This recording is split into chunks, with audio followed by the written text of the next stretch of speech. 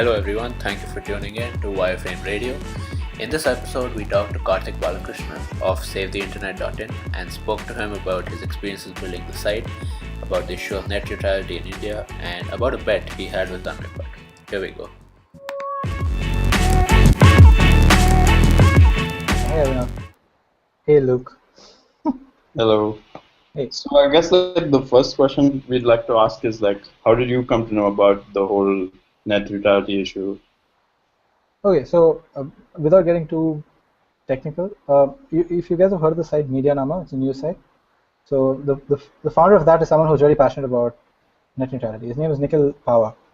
Mm-hmm. And he basically wanted to start a campaign against this because when this TRI paper came out, it's a very common thing in regulatory things in India where they release consultation papers to the public, but they're so disregarded, like nobody really bothers to look or care other than a few NGOs and a few small startups writing to them. It's otherwise generally disregarded. And then the guys, when they go to Parliament and enforce it into law, they say, look, we opened a public consultation, people didn't really care about it, so let's just go ahead and do what we want.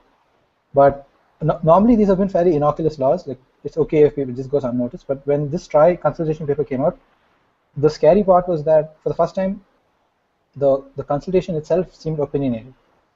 In the sense, it's okay, just to give you some more background, it's basically regarding how much control your service providers, that is Airtel, Vodafone, etc., have over what content goes over the internet, over their network.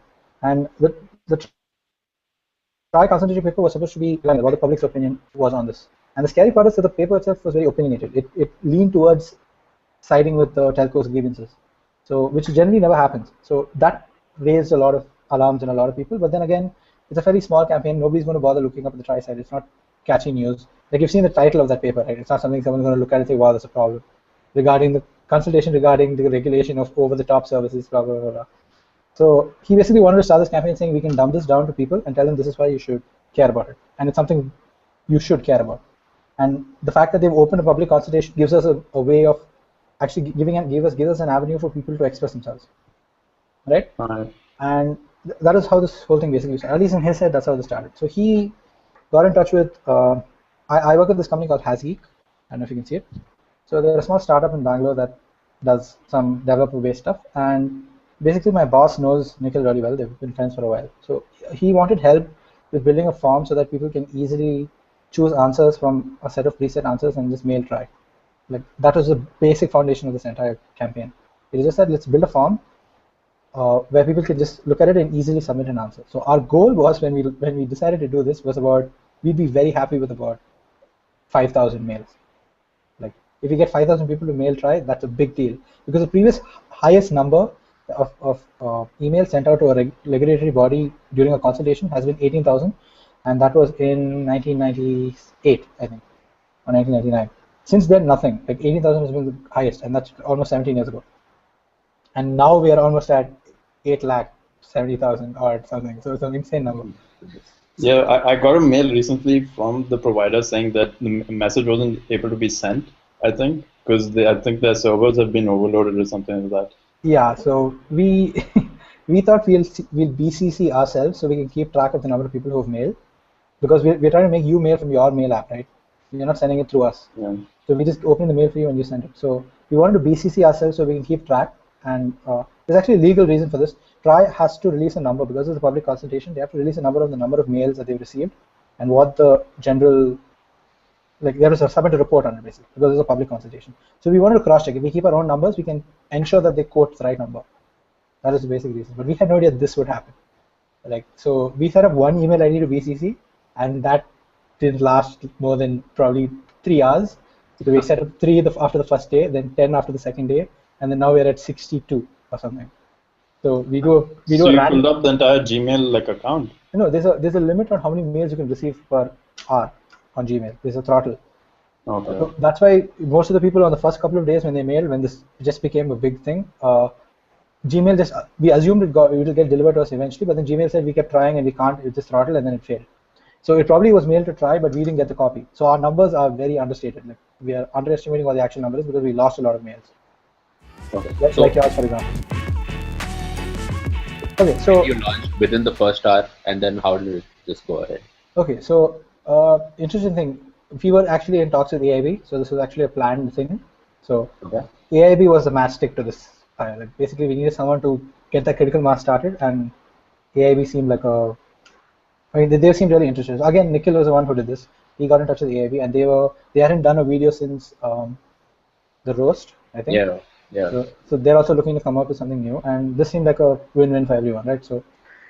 So they got in touch, and then we helped. So there are a couple of people, not just the website. The whole team probably has about 15, 20 people now, I think, behind the campaign, and that includes lawyers, journalists, tech guys, random folks. Like it's a whole mix who've come together because one person knows another, and you trust them, and then you just get them on. So it wasn't like a committee. It was just literally just a bunch of individuals. I could not make that more clear. Like it's not an organization. Yeah. Even though I say me and my boss are from HasGeek, we're the only two people from HasGeek. Everybody else is from various places. Okay. Anyway, so they got in touch with AIB. AIB said they'll do this, and they needed a call to action for people to say, can you visit this site, or we need to give them some action to do at the end of that, right? Yeah. So we basically put this together as quick as possible, and we got a couple of lawyers to write the actual content of the actual responses. So they're actually valid responses, and it's not junk stuff like a change.org petition and say I want to support neutrality. Yeah. It's like legal arguments, and it makes no. I mean, everyone argues saying you're just making everybody send the same mail. That doesn't matter. It's just getting the attention of try. I don't think there's anything else. That is the main goal. Okay. So AIB came out with this video, and then we weren't prepared. Like we were kind of worried whether we'd be able to handle the load for AIB, but we didn't expect this to happen. So at the end of the first day, we launched at I think 4 p.m. AIB video came out at 5. As in the site went up at 4 p.m. and AIB video came out at 5, and by 11 p.m. we had 20,000 mails. All right. Yeah, I think by 12 o'clock we had 20,000 mails, 19,000 something I quoted, and to me that's just insane. Okay. So it just shows you the power of like a group like AIB, the kind of reach that they have to hit 20,000 people to do an action. Like forget the views, 20,000 people to mail someone in a span of 5 hours is, I don't know, crazy. And it was also a lot to do with removing the friction between sending the email. So days before you had launched, there was a lot of talk where they said that signing the petition on change.org doesn't matter. Why don't you send an email instead? And a lot of people saw that and they were like, yeah, okay, we'll do it, but what do we write? Right. This just took away the entire friction. Yeah, I agree. If you guys want me to get in the technicalities of it, I'm not sure that's really the scope of the podcast. Yeah, so this is a major problem. Like, there's actually a couple of hacks to get this to work the way it works right now. If you actually open the mobile website, it works way better on a phone than it does on a computer, which is not something you would normally expect. But on a phone, it works the most seamlessly. You visit the site, 2 buttons, and you hit respond to try. You open up the mail client with everything filled out, and then hit send. Like it's just 2 steps. Okay. I attribute almost nearly the entire success to this particular action being so seamless, and so they know APIs to do this kind of thing. So, for example, there's no HTML or JavaScript API to copy to clipboard. Yeah, that's why you have to go to Flash, and that's always annoying. Like so when I went to the website, I wasn't able to copy because I had disabled Flash everywhere. Yeah, so when I first came up with this, we looked at a solution on desktop, and we said Flash is the best way to do it because you can't have really long. So you've seen the mail to links, right? Mail to someone. Yeah, you can't have them very long. You can't have them very long because it's actually received by Gmail. When you click on a link, it opens Gmail and Gmail processes it. But that processing is happening server side. You have to send the entire string to Google, and Google returns a composed window with everything filled up. Yeah, right? But there's a maximum length to the URL that you can pass. It's 83 characters, I think. 83 characters or something. It's a fixed length. You can't send anything more than that. And this became a problem because our mail was like huge, way more than 2,000 characters. So we didn't know what to do. So we had to do a copy to clipboard. But the hack we realized was on mobile, these mail to links are not handled by Gmail. They're handled by the app. Right? And the app doesn't bother checking the length. Okay. So we actually generated a mail to link that was the entire length of the email, like everything encoded in a single string. Okay. So when you hit the send button, that's why you notice there's a tiny lag when the Gmail app opens also. It's because the processing is such a huge text. And that worked literally seamlessly because it filled everything out. And so this worked on iOS and Android, and that probably accounted for 60% of all the mails sent. So that was a huge part. I'm sure I don't have the stats at hand right now to see our conversion rates on desktop and mobile, but I'm sure mobile is almost 2-3 times that of desktop because of this. Okay. So you'd be surprised at how low tech this site is. If you guys bother going and looking at, I don't know if you, I'm sure Karthik would have at some point looked at the source code and see. Yeah, I've definitely looked at it. Yeah, It's just like a HTML site with some JavaScript at the bottom. everything is, we went as lazy as possible and said, everything that is third party, like jQuery or Bootstrap, we'll host it from a CDN, so nothing touches us. And everything we host, we do it inline. So literally one file is served to your client, which is an index.html. So I think it's hosted on Heroku, is it? Yeah, it's hosted on Heroku. It's a Node.js application that serves a static folder, so it's a static site. All it does is serve an index.html. So if you tell someone we built a site which just has a single page, a static page, and we got people to send 8 lakh mails because of that one site, I think that's a crazy achievement.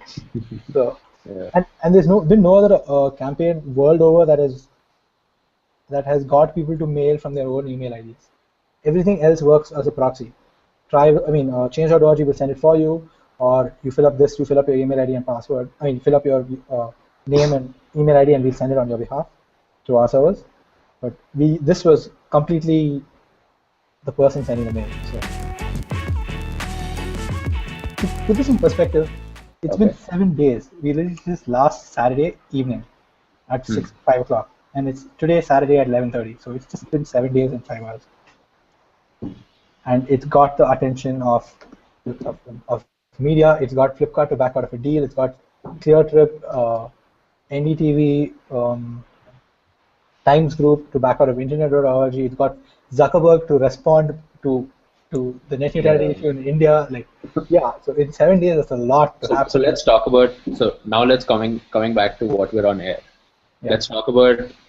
I think you can talk about it in terms of days, or just what the major milestones have been.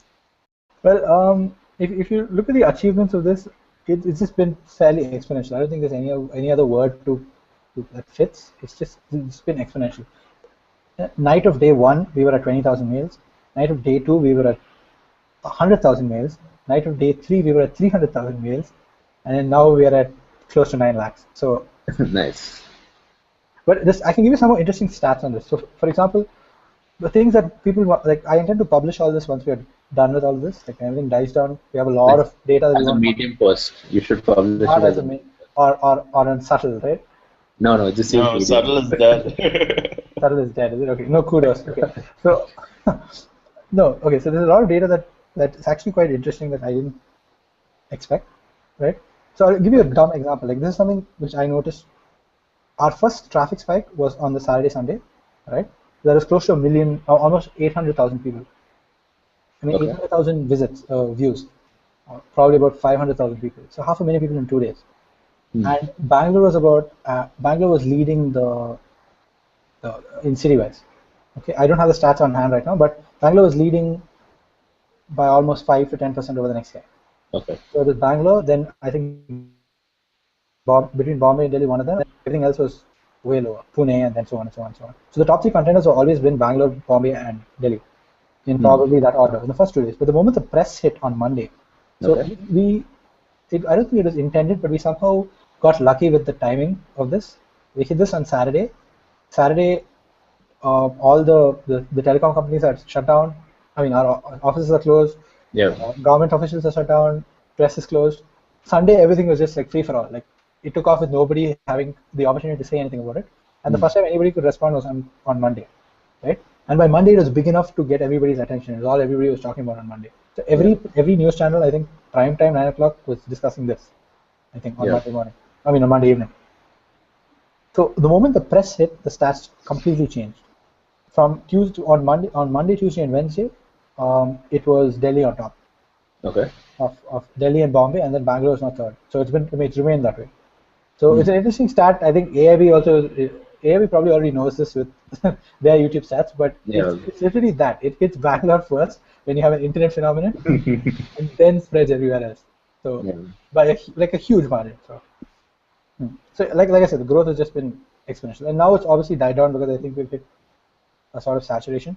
Yeah. And we are at the point where we are trying to see what we can do for 1 million. 1 million would be a nice round quotable Yeah. figure to give. Right? Only 1 million emails. So Yeah.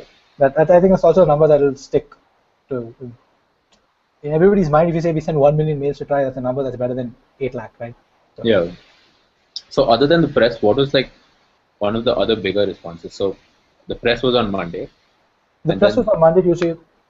It kept going on, but for different news. So I think Monday was just this. okay. I'm not sure, my dates might be wrong, but Tuesday or Wednesday is when everybody started attacking Flipkart. I think Yeah. on Tuesday.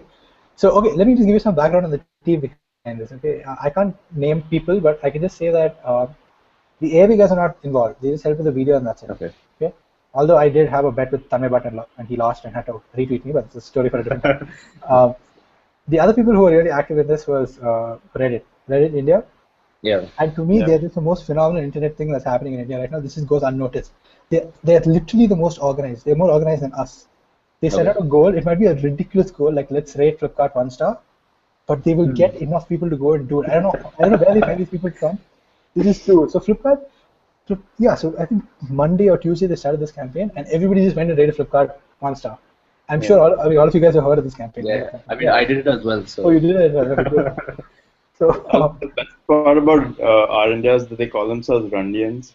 They call them- I love how they're very sarcastic in anything that they post on our India, like generally. But even though they take things apart, they generally they're very organized and they always take up like anything that is like patriotic in a sense. yeah, I think their intentions are generally good. I can't say too many great things about r/India, but for the most part, they're good and they're really well organized. That's what I found. yeah, and so the founder of Reddit, Alexis Ohanian, tweeted saying that I'm glad that our India is leading the fight behind Twitter. Everyone's crazy about this when that happened. So they go do dumb shit like this. Like one day they go rate Flipkart 1 star. The other day they said we're going to uninstall Flipkart, take a screenshot of the screen, the uninstalled screen, and tweet it to Sachin Bansal. So this went on for a while. So everyone's using the hashtag Save the Internet. And I was just looking at the live stream, and there were like tweets to Sachin Bansal with the screenshot saying uninstall Flipkart. Thousands of tweets. And if you look closer, people are not uninstalling. It's the same bloody screenshot that's being sent. Okay. The apps are in the same place, icons are the same. Like somebody's sending the same screenshot over and over. Yeah, actually at that point, a lot of people didn't want to install the Flipkart app in the first place. So they figured out a way to rate without like installing the app. Basically, you start installing and cancel it immediately, and you can still rate the app. Wow. Oh, nice. So yeah, it's been things like this that's basically been going on. They're finding like these guys are just act like really excited and want to do something, and then they don't have any tangible thing to do because if mail try and there's no other actionable thing. Let's just kick up a storm. I think that was the funda. And it worked. Like it pressurized Flipkart enough to back out of talks with Airtel Zero. And So what day did that happen? I think that happened on Wednesday. So Flipkart came out and said we're just ending talks with Airtel and we're just walking out of it. Okay. Mm-hmm. And I've spoken to your boss, I think, Kiran, and he said that now that Flipkart is pulled out of this Airtel Zero, a lot of people think that the fight is over and that their work is done and it's dying out to the extent that was the issue. Like the telecom guys until today, I think, actually there's some news for today, but until today the telecom guys have not really come together to do anything. Like there's been no response. There's been no form of retaliation, whether it's PR or trying to save face. There's been nothing. They just dug a hole and stayed there till things settled down. So yeah, like one of the things was this.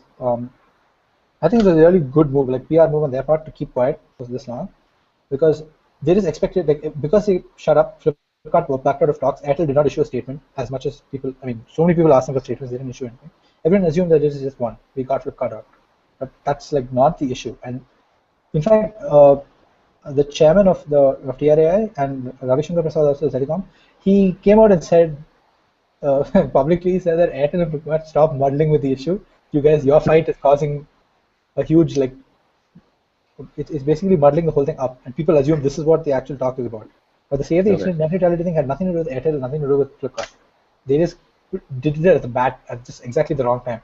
Airtel anyway is a telecom provider, therefore is hated widely by everybody, and everyone just needs an excuse to diss Airtel. And Flipkart already had bad press because of their earlier thing about saying we're not having a mobile website anymore, just download the app. Yeah. Yeah, that was bad. Which is really annoying. Which is really annoying, yeah. So as it is, both these companies were in a bad PR state. They just had to lay low. But then Media Nama broke the story. I don't think they were ready to, that broke the story that Flipkart was in talks with Airtel regarding this. And that just like stirred up a huge storm now because everybody just wanted someone to target and they couldn't target anyone because net neutrality is just a general issue. Yeah. And now we put two faces on it. And one is a telecom provider. So everybody hates Airtel. There's no reason to hate Airtel. And because I think somebody else had tweeted recently saying part of the reason this campaign worked so well is because the people we were targeting are widely hated people. It's because everybody thinks Flipkart is just generally too cocky and too big, and everyone thinks Airtel is a horrible service provider. So anything against these two is easy to take on. Like if it was anybody else, it might have been that much harder. So it's been a really interesting week because Hasgeek hosts these conferences every year on various developer things. So Meta Refresh was recently, was just day before yesterday. And at Meta Refresh, Flipkart had a talk. Okay. Okay? And Meta Refresh is a web conference.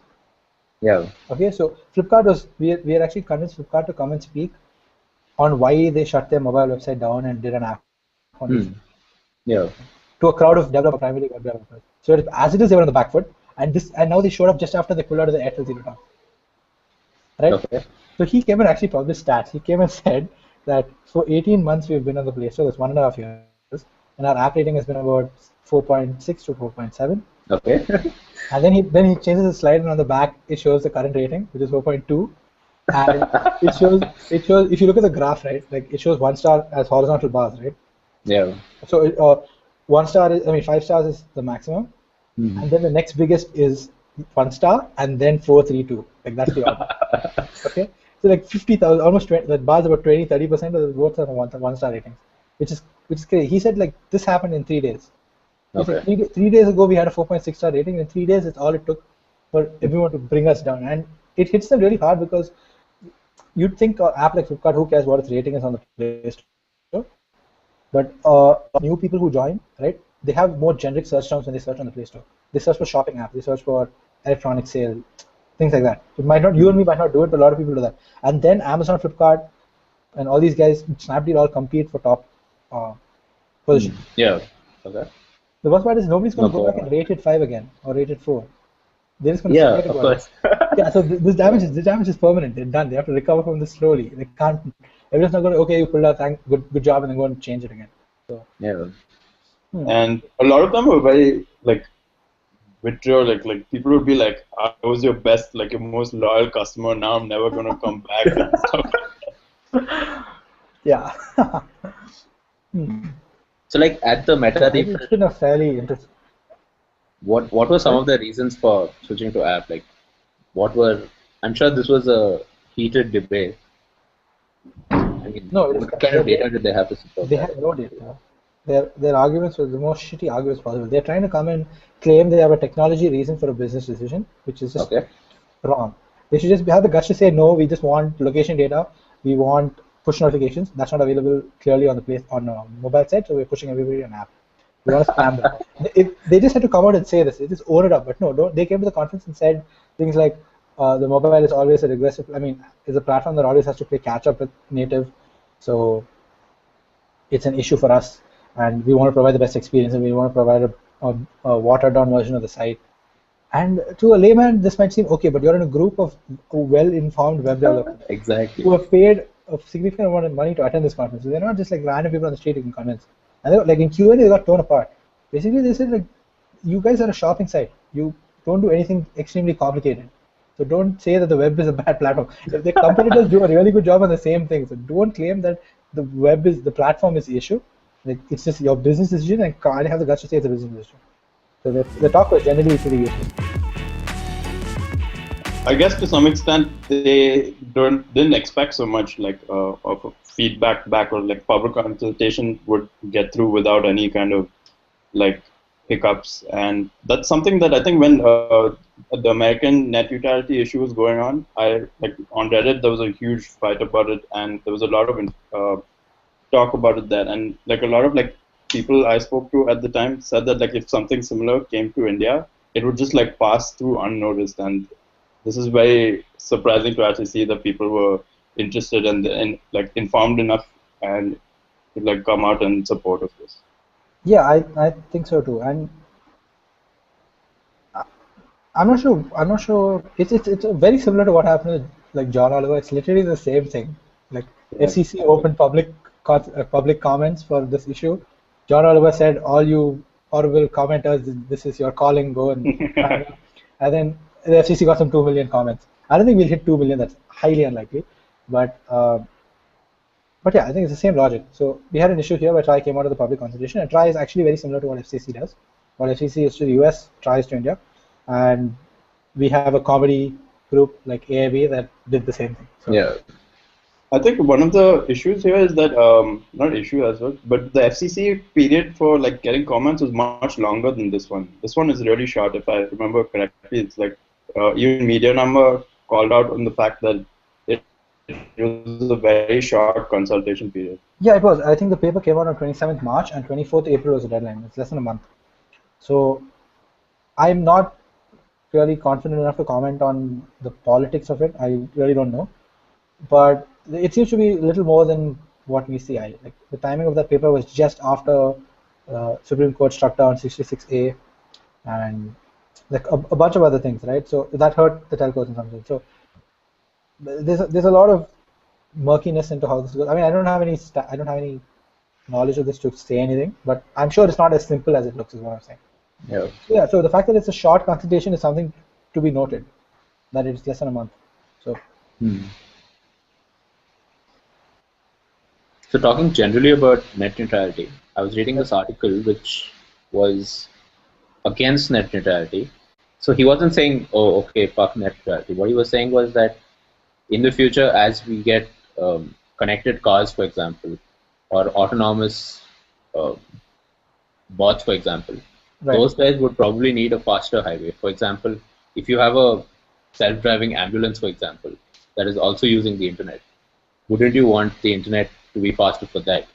And he said that while net as a neutral medium has been the norm from the beginning, it might not be what it looks like in the future. No, I agree. Like I can't take a stand for the group of us, but I can say for myself, like I think net neutrality is more nuanced an issue than it sounds like. The issue here is discrimination. I think that's a fairly unanimous thing that everybody's come together about. It's that it's the issue of discrimination. So I have no issues with if between you and me, you pay for higher bandwidth than I do, right? That does not mean there's an inherent discrimination between both of us. You can pay more, therefore you get more. But you're a consumer making that decision. It's not a decision made by the ISP and the service. You are in control of this. So that's the most important part here. So even if you look at something like an ambulance service, if there's a dedicated network for ambulances to do this, it doesn't interfere with anything else. Right? That's it's true. The ambulance is almost like a consumer buying a faster lane to the internet, which I think is fine. But saying that Facebook will be faster than this is an issue. Is where it becomes a really big issue. That's true. But what do you think about what do you think about Mark Zuckerberg's like reply that he against like people getting off of internet.org? It's I don't want to say sound. It's a scam. Like the entire thing is just it's just a scam. I don't know how anybody can defend. I'll give you valid arguments as to why I think this is okay. So Facebook's logic is that look, some access is better than no access. We can't afford to give internet for free, right? And I think they stand to gain a lot from this. I think that's pretty well known. So there's a recent article published on Facebook itself from the Mobile Web Congress that happens in March in Barcelona. I think it generally happens in Barcelona. So they had a keynote where Facebook released Mark Zuckerberg's keynote was releasing stats on how internet.org is working. Okay, and they have 500 million users on internet.org. Okay, out of which 7 million, that's 1.4% or something, are new internet users. Okay. So their logic of the let's help the poor people, think of the Africans, all that jazz is 1.4% of internet.org, which is like by all means an unavoidable, like you have to recognize that number, like it's a number of note, 1.4%. And again, it's a subset. Like the fact that they call it internet.org is the most ridiculous. It's not the internet and it's not an organization. They're both just wrong. The only reason you use internet.org is if you want to tout it as, oh no, it's limited access to the internet. It's not. It's not access to the internet. It's access to Facebook and access to Bing and access to barber jobs and what are the other 30 sites on it. So saying it's the internet the internet is like 300 million websites, and this is 30. So how can you even call this a subset? Like, you can't. In fact, there was a study done on internet users, particularly in, I think it was Africa, and a lot of them, Facebook was the internet, and they didn't know exactly what was the difference between the internet and Facebook. Right. Because this is never have to use the computer. This is an awesome study because they basically how they did this survey was they went to a bunch of people and asked them, do you use Facebook and do you use the internet? And they were just anonymous, right? And they and there were more people who said we use Facebook than they said we use the internet. The idea being that they weren't aware that this internet.org thing was actually the internet. Yeah, this is what it was. They just knew that it was Facebook, which is scary because you have 500 million people on this platform who are now inherently used to the notion of getting free internet. I'm calling it internet itself is wrong, but it's used to getting free access to these sites. So how the hell is a competitor supposed to compete with those 500 people? How is that a free market now for those 500 million people? Yeah. And Facebook uses this philanthropy logic, like it's charity, it's for this, we're doing it out of good faith, and it's not. If it's good faith, you would have Google search over Bing. If it's good faith, you will have email. There is no email on internet.org because there's no email provider. But there is Facebook. There's no WhatsApp, but the world's clearly the biggest thing, but there is Messenger. And both are owned by Facebook now, so it doesn't really make a difference, but still, there's Messenger, there's no WhatsApp. So how can you hold up an argument? So even though we can't come up with a better solution saying, look, it sucks to say that, okay, these people shouldn't have access to any internet because we don't have a better solution than this, but this will be a lot, in the short term might look like a good thing, but in the long term will be far worse, is the general opinion. Yeah, that's true. And it's become a scary debate now because this is the part that is very hard to convince people. Like Try is going to make you pay for WhatsApp and pay for Twitter separately. It's very easy for a guy to say, no, I don't like it, I want to go against it. But if Facebook comes in and says, no, think of the poor people who we're giving free internet access to, even though it's limited, it's very hard for someone to see something wrong with that.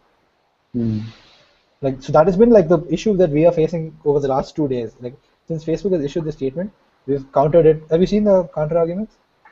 No, I don't think so. Okay, so take a look. I think Hindustan Times ran the original article saying Facebook. Okay. This is what Facebook's thoughts are on internet.org, and we ran an article saying, "Dear Mr. Zuckerberg, this is why you're wrong," or the Facebook is not the internet, or like a whole bunch of sites ran these articles. Okay. And Harvard Law School has come out with an article. Like, it's just not a big deal, but Harvard Law School has come out with an article in support of this, saying that Facebook.org is a failed experiment at diversion and nothing else. So. Yeah, so I'll probably send you guys the links to this. You can put it in the description. Put it in the show notes.